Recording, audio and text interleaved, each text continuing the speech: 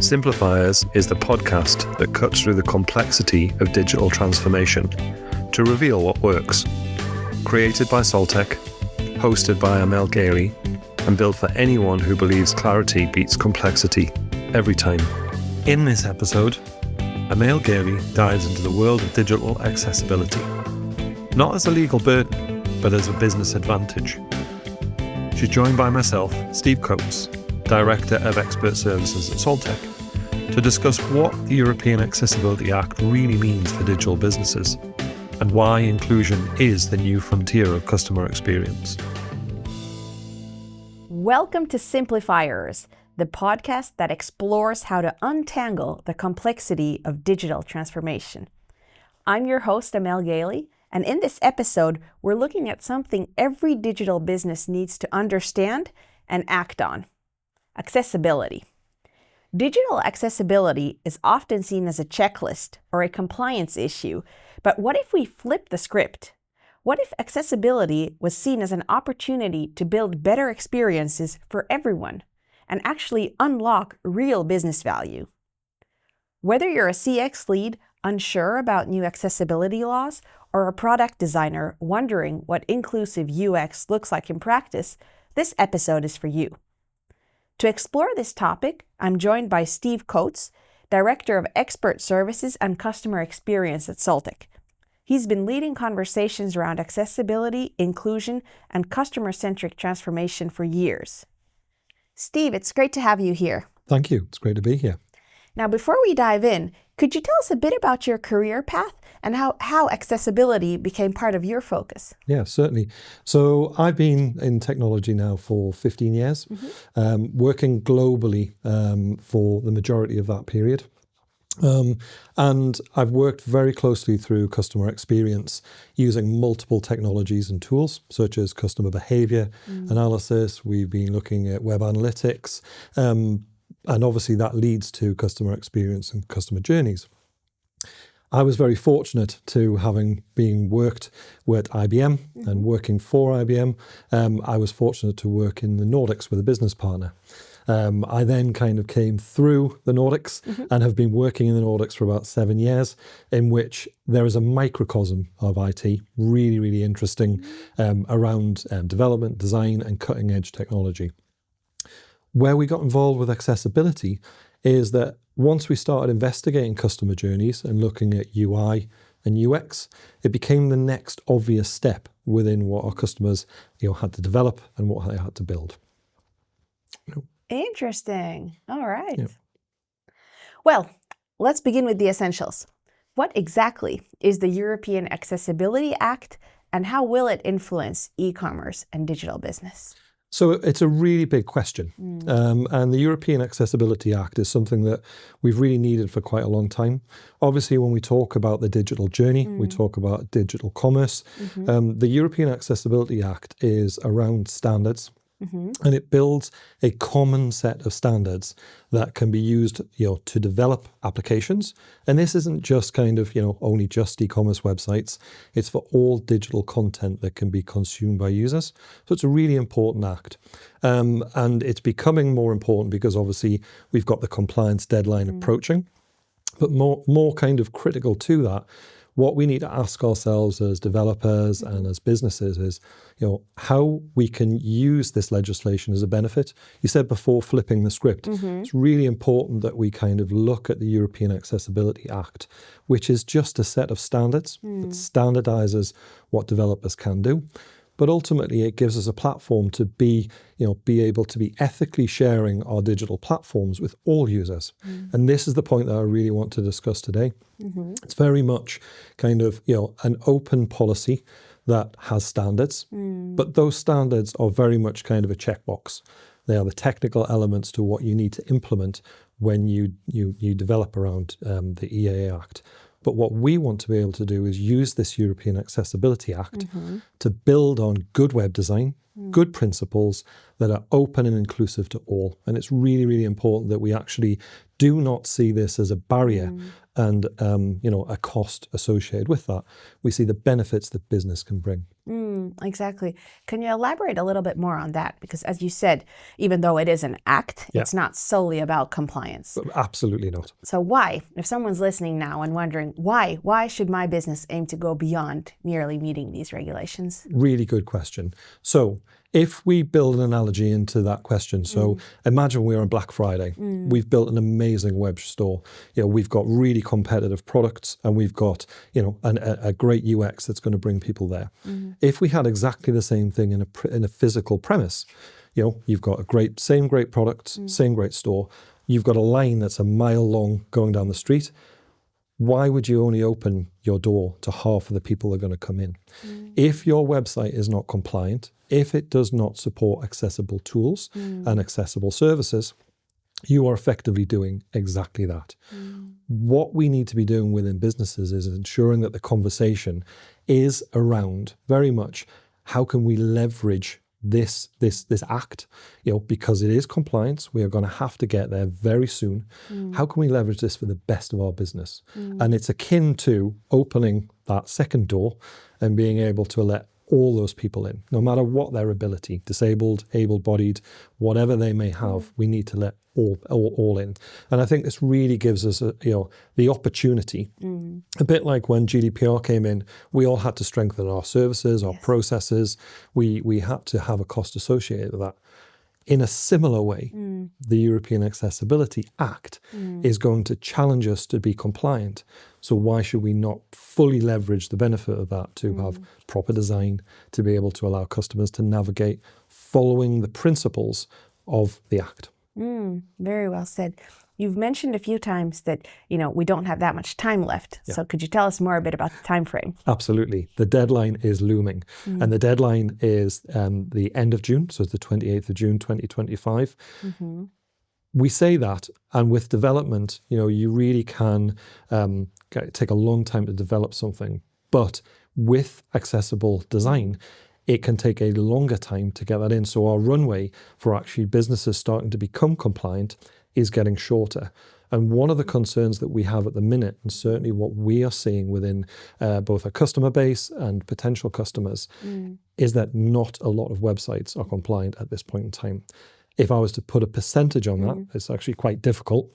But it's going to be around about 70 to 80% of all websites are not compliant at this current time.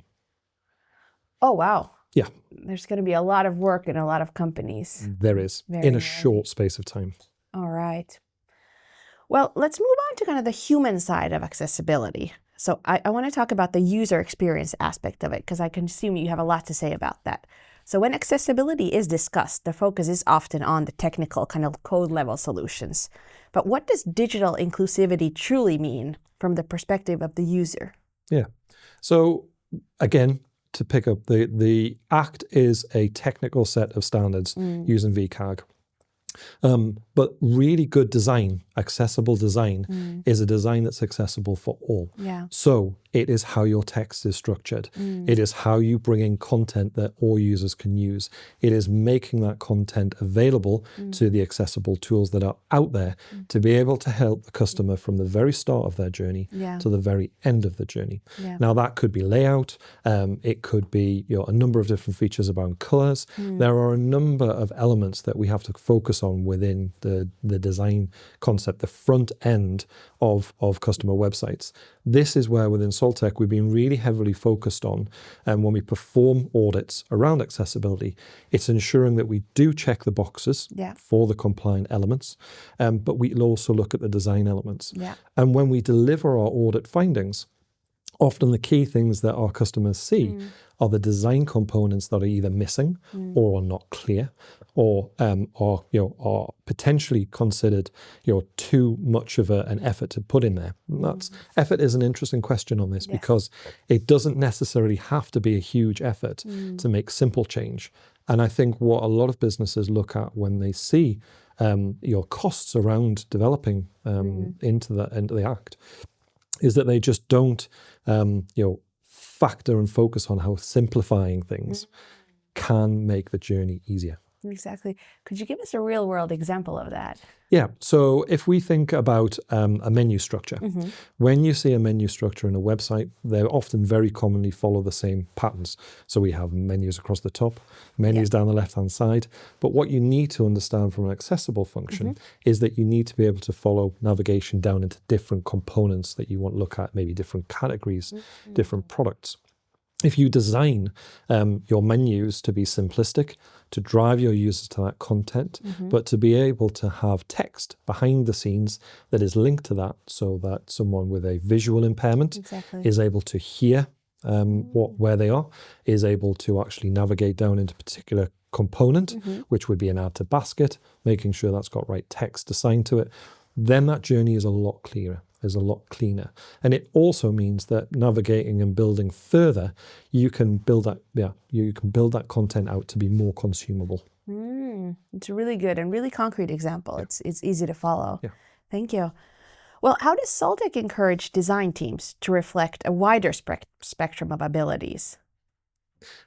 So what we have within our audits is when we perform an audit, we have a list that goes against the design criteria, and there are a number of design criteria that you focus upon. And where we look for is the gaps. Where are the gaps? And what we've tried to do through this simplification process is really to pinpoint where those gaps are. So what we would have a look at is, say, an example would be maybe on a product page. If you have, for example, you've got the ability to collect in store, or you want to actually buy online, we want to be able to make those processes clearer for users. And often what we find when we go into these often very common journeys is they're just slight different layout changes. There are text highlighting rules that are not followed. And again, if you don't know them and you have a standard, you'll carry that forward. You'll build that into your design going forward. So we find those types of options listed against all of the standards, but also what we tend to do with that is then bring that right back to your branding. So whilst we follow the standards, we bring that back into your branding so that you ensure that you're compliant, but it meets all of the schemes. Exactly. Well, as a follow-on question, if you'd have to say, what is the single most important discussion that every successful accessibility-focused team should prioritize this month? So I would say we need to be having the conversation around how you start to get compliant. Now, there are obviously methods of doing that independently. There are obviously, Solteq, we provide a service to do that. But the first thing to be able to do is start to have a look at your compliance. There are a lot of tools available freely within either the standard browsers. So we've got developer tools using the likes of Lighthouse. We've got web plugins to browsers that can easily start to establish, are we compliant? Then you can have that discussion. I think before you start getting to the complexities of what we need to do next, you need to understand the foundational level that you're at. And that's quite simple to actually understand and measure at this point in time. Very good point, yeah. So if you're to prioritize one thing, it's starting from the foundation. Absolutely. Foundations. Makes total sense.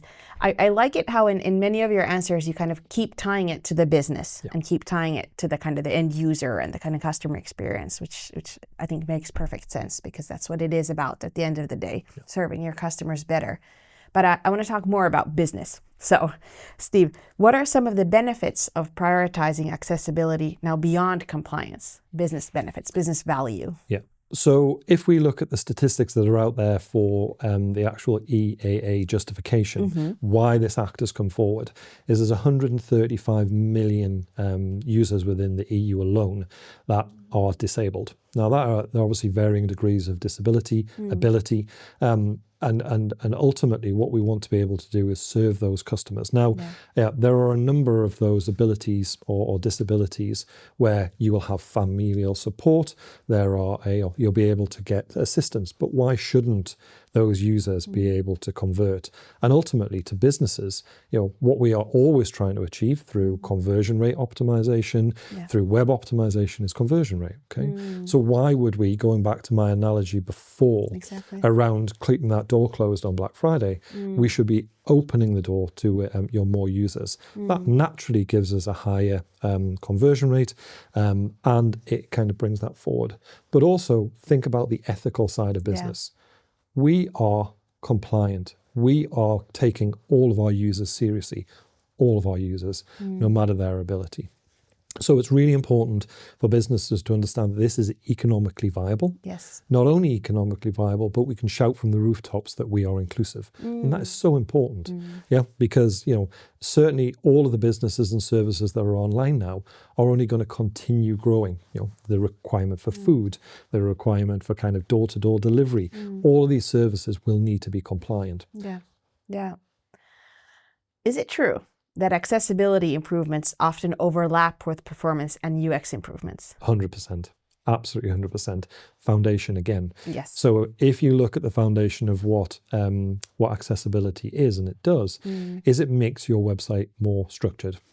It builds that structure into kind of composable and actually digestible content. So yeah, absolutely. If we start looking at accessibility, we naturally look at the CX journeys. We look at the design of the pages. We could incorporate new designs. We can bring that into our marketing.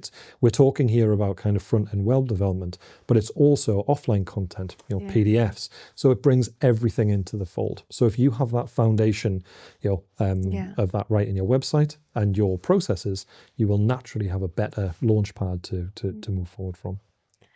How do you feel about kind of metrics? Is it possible to merge business and accessibility metrics together? Yeah, so that's a really good question. Obviously, we get asked that when we start our audits. So one of the things that's important is we can't discriminate. So we can't actually see which users are using accessible tools. So what I do within my role when we look at analytics is we're constantly looking at conversion rates, engagement factors. We're looking at those elements to see, are our customers happy? Where are they dropping off? Exactly. We can't actually say before we perform an audit, or if a website is non-compliant and then moves to compliant, what percentage of users were using tools because they are needed to be accessible. So what we tend to do is we look at overall conversions and then micro conversions. So what does that mean? So our overall conversions are we getting more customers coming to the website, and are more customers converting? So what we would like to see, obviously, once we've made a website accessible, is we want to see more customers coming. That would prompt things like more marketing-led activities. And again, like I said, if we're ethically developing, we can push out and say, yes, look, we are compliant. Please try our site. Please try our accessible services. Bring more users in. Don't artificially kind of try and push it, but make sure that users know your services are available. And then we will see the conversion rate out the end. So the question is, can we absolutely categorically define accessibility improving it? I would say more users in the front end is great. Would suggest that we're bringing more users on, and we want to maintain that conversion rate to prove that our changes have allowed customers to get from end to end in the journey. Really good points. You've mentioned a few times now about kind of the possibility or the upside that companies can have if they are proactively kind of or shouting it from the rooftops that they are accessible and so forth. Do you have any real world examples of companies who have actually, taken a stance and been proactive and kind of seen the results? So it's sad to say, but in kind of our arena, no. We haven't actually seen companies come out and really leverage this. We were talking earlier about, could we have a stamp like for GDPR? We have GDPR compliance. I would personally love to see, yes, we are compliant. Have that emblazoned on the website and really kind of prove that we're doing that. Now, I work with a number of different businesses that have worked very, very hard to get themselves fully compliant. So why shouldn't we be able to celebrate that? Maybe it's something that within the industry we really need to kind of push. So to your point, have I found anyone that we've worked with? No, but I'd love to see it. I think it would be a really good step forward. I have to agree. I think it sounds like it's a missed opportunity at the moment. Because I think even though, as you said, companies haven't yet leveraged the possibility, then if you think of the flip side, then customers do talk and they speak with each other, and the negative experiences do spread quickly. Yeah. There's one other potential part to that, and that is when obviously companies like Solteq, when we're responding to RFPs, a lot of the questions is your development accessible. So again, that's the point you're making. If it's being designated and actually defined by our customers up front, they should be able to use that as a benefit at the end. True. Very true. Well, let's talk about some common barriers, because I'm sure many people who are listening, they're saying, okay, Steve, I get you, but I'm facing X, Y, Z. So help me out. Let's get practical. What are some of the most common barriers that companies face when they're trying to improve accessibility? Yeah. So what we tend to have now is, certainly within e-commerce, we have a lot of composable architectures. We have a lot of frameworks that are out there. Yeah. And when we develop, we can often, as developers, get quite lazy and we can utilize those frameworks. They go out there. So one of the barriers is really kind of setting your standards out early. So we need to ensure that once code is generated, that it is then properly tested against the VCAG standards, which is part of our ongoing process, which we'll talk about later. But ultimately, some of the barriers can be around cost. So this is going to cost us to put more time and effort, more Q&A in, ensuring that obviously we're keeping adherence, because these VCAG standards are always going forward. We're on 2.3 at the moment. But they will continue to grow. So ultimately, we've got the overhead of leveraging that, but then the benefits really do outweigh those costs. Finally, obviously, one of the things that we do have, and again, this is something I feel relatively strongly around, is we're developing against these standards. But one of the potential struggles that businesses might have is that we're testing potentially with able-bodied people. On behalf of people with accessibility needs. So maybe some of the businesses really, we should be thinking around how we can, leverage people with real disabilities to be able to test. But again, it's time, resource, and cost that businesses face. And if we remember, it hasn't been that long since businesses had to face GDPR. These compliance issues do come along. We don't necessarily have budget for those. So, we need to be able to say, if we are doing this, what can we get the most out of when we do it? And I think, again, to go back to that point, foundationally doing it correctly, ensuring that it's at the base of everything, means that you can really springboard off and build better. Exactly. Are there some lessons learned from kind of the GDPR times and when that was implemented that could actually be utilized here yet again for the EAA? Yeah, I mean, ultimately it's processes, right? Yeah. And I think one of the things GDPR told us, that I was really fortunate to go with all of our customers really, is that it's a mindset approach. You have to have procedures in place that are robust, that work, and there's nothing different, different here rather than GDPR. So I think the question is absolutely right. If you focus your approach from a business approach to, we need to do this, let's do it properly and make sure our processes, procedures are robust and that they are prepared and ongoing.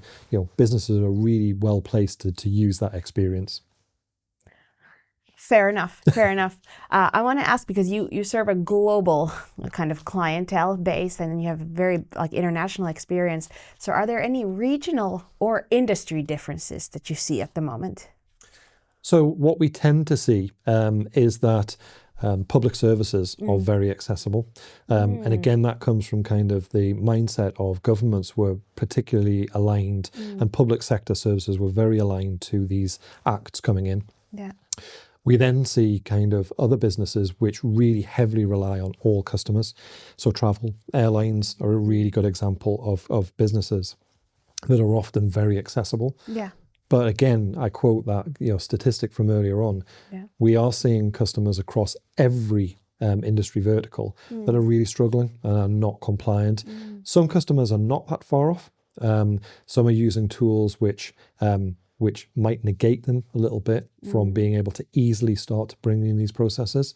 But it doesn't necessarily fall that it's in any other vertical. The vertical or the companies I mentioned earlier have got ahead because they've been involved in legislation and they are tied to that a bit more stringently. But most other verticals are in the same boat. They are the same, yeah. Okay. Well, let's take that as a comforting thing. There's many companies in the same boats, and well, let's talk about solutions then and kind of practical actions, because it's not necessarily a bad boat to be in.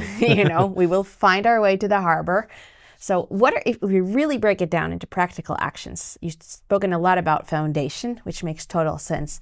But what are kind of 2 to 3 things that any company could start doing today to improve accessibility on their digital platforms? Yeah. So the simple 3 steps are, you need to understand where you are. So you need to run some form of audit.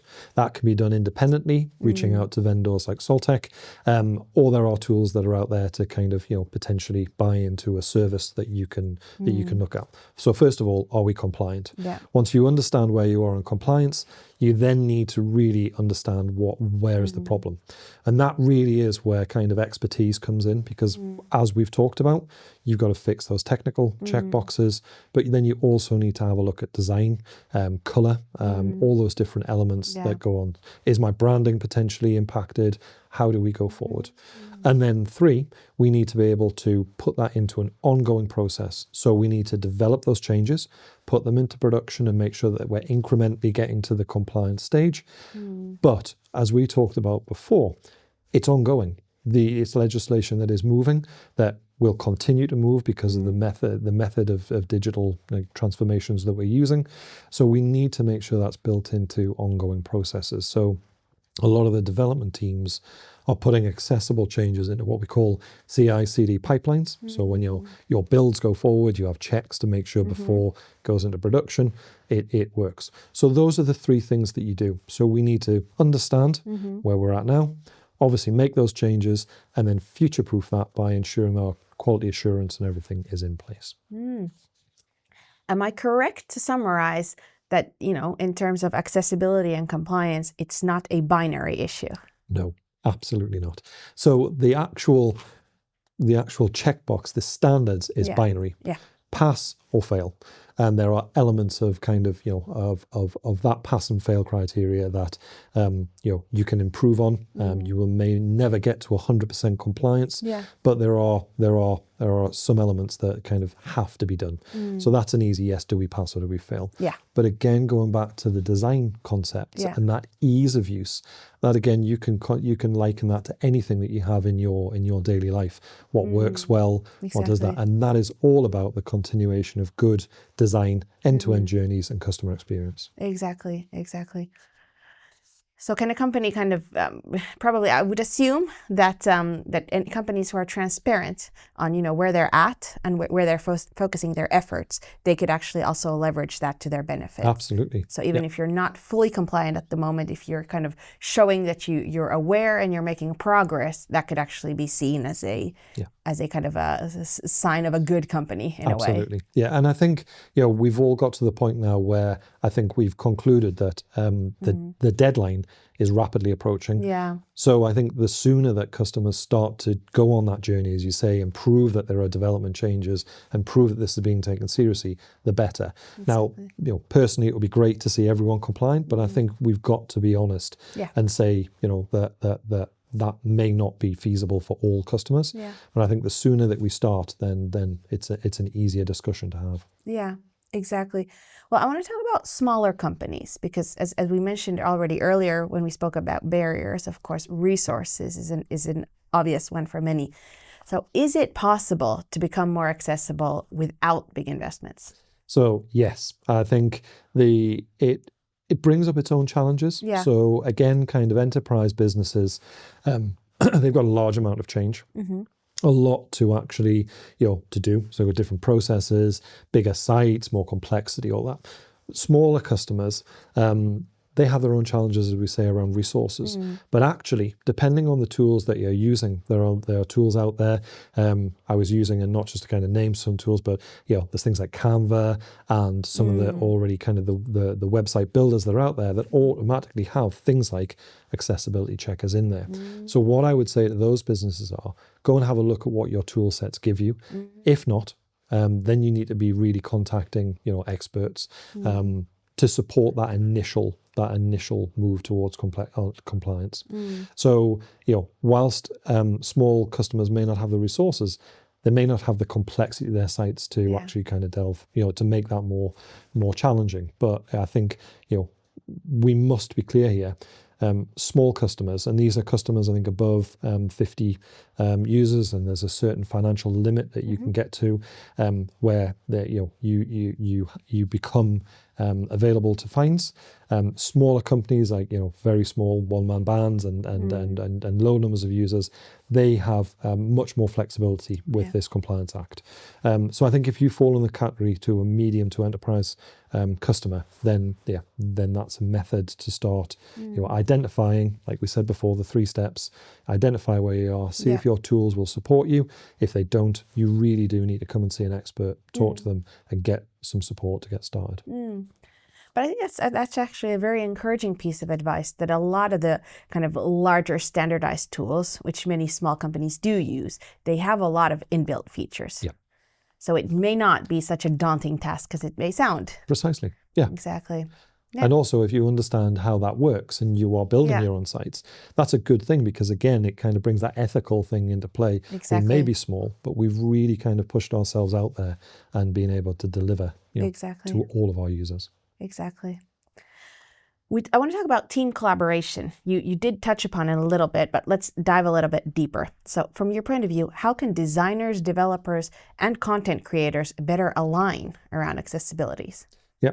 So this is a potentially a new discipline, but it fits into old practices, right? So within Solteq, within our team who looks after accessibility, there is not just a journey analyst. There is not just a designer. It incorporates everyone. It falls into all of the standard processes around development. So we work through with our customer sites that we develop, or if we go to a customer and have an audit, we support their teams to leverage that. But it's all about communication, because the front end, which is the front end of the website we're talking around in this scenario, it has multiple responsibilities, multiple disciplines, and they all have to come together. So a designer has to develop something that, for example, a good color palette, so that it supports kind of all of your color blindness and depth. A UX front-end designer then has to develop that and make sure it's coded correctly. The QA team then needs to make sure that's all there. So again, the good thing around accessibility, and what I really want to make clear here, is if you have rigor within your QA and development processes, this really isn't just another set of standards to build in there. Whilst we say whilst there is financial elements around implementing it and making sure you're standardized, it is just another standard. Yeah. Have you seen any good real life examples? I love the one from Solteq. That's a great example as well. But any other ones that come to mind where kind of teams have really come together with their different roles? And So we have a number of customers that have done this. And one of our customers has been working for a long time on building their accessibility out. And whilst I can't mention the customer's name, they have a distributed set of websites, and they've worked very, very hard across multiple regions, multiple kind of development areas to bring that all into line. And one of the things that is not lost on us is that that's taken time to build. It's taken time to kind of get those processes in place. But it's great to see them come out the other side and be compliant. It's something that you asked before, can we put, can we celebrate that? It would be a great thing to be able to celebrate that kind of out there. But ultimately, in answer to your question, it's very, very satisfying to be able to say you've taken something that's previously uncompliant and made it accessible to all users. Yeah, that's very true. That's very true. And worth celebrating again, as said. Well, before we start wrapping up, I want to talk about the future. Let's have a look. How do you see accessibility evolving in the next couple of years? So I think along with all of digital services, we are in a transformational space. And I'm going to mention kind of AI. And this is kind of one of the ones where everyone says, everyone brings AI in the conversation. But there's nothing more true of the accessibility space. So we're seeing accessible tools now really leveraging the power of AI. So really being able to kind of assist users of any ability to be able to use a tool.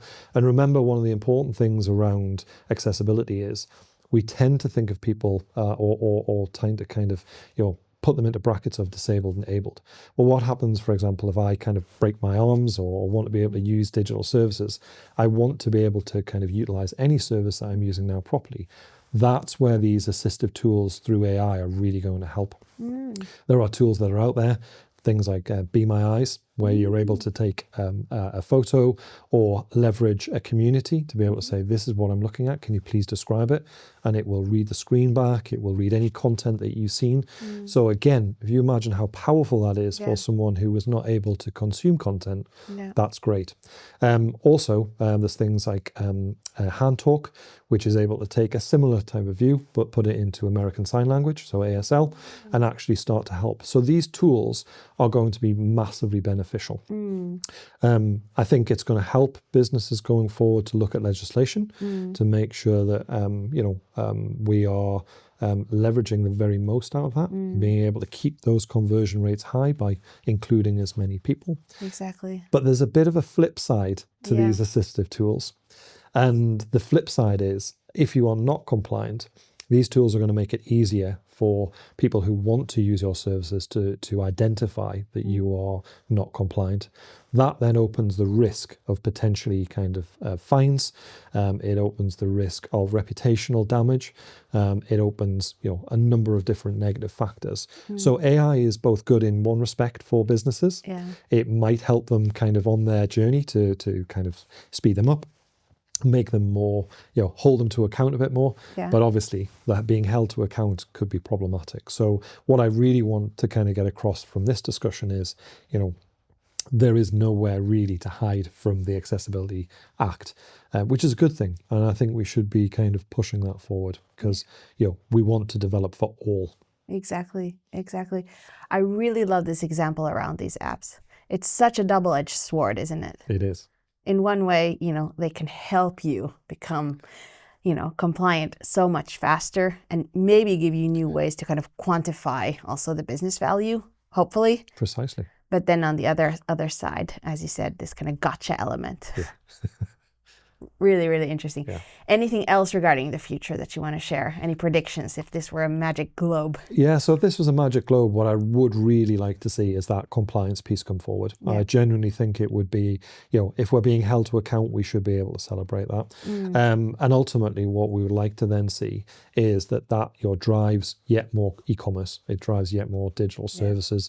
And one of the things that's really important, which I think often gets lost, if we make these services available to everyone, often some of the people that are going to benefit of this are the most either vulnerable or the most, who struggle to do things in daily life. So actually giving people with disabilities, whatever that may be, is a huge plus. I only see that as being a benefit. Exactly. It's the right thing to do. It makes business sense, and it's also required by law. Absolutely. Final question for you. For a company that wants to take its first step towards better accessibility, where should they start? As simple as possible.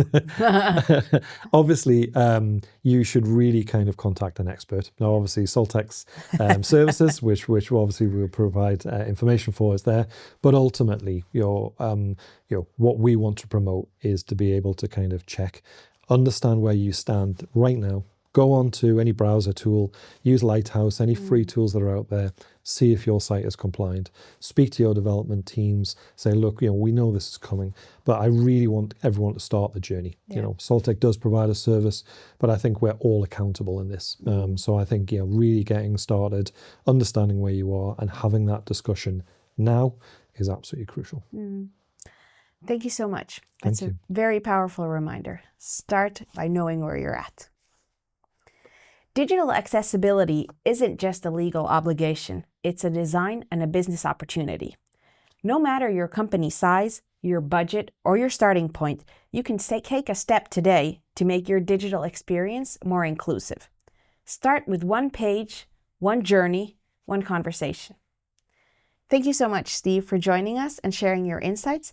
And thank you to all of our listeners. If you want to learn more about accessibility and how to assess your digital experience, check out the resources linked in the show notes. This has been Simplifiers. My name is Amel Gaily, and until next time, remember, keep it simple, keep it human. In our next episode, we'll explore the role of AI in digital business and to discuss how we can preserve our humanity in an increasingly AI-driven world. Until next time.